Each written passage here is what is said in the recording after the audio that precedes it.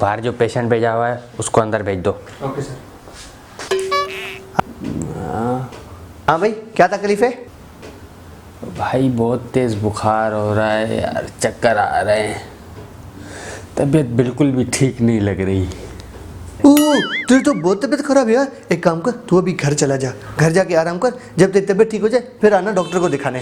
ये तो यार मैंने सोचा ही नहीं। बड़ी मेहरबानी भाई, चल ठीक है फिर मैं बाद में आता हूँ। बड़ी मेहरबानी।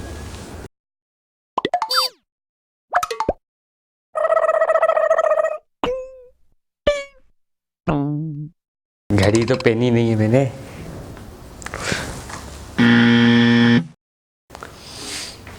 Yes sir.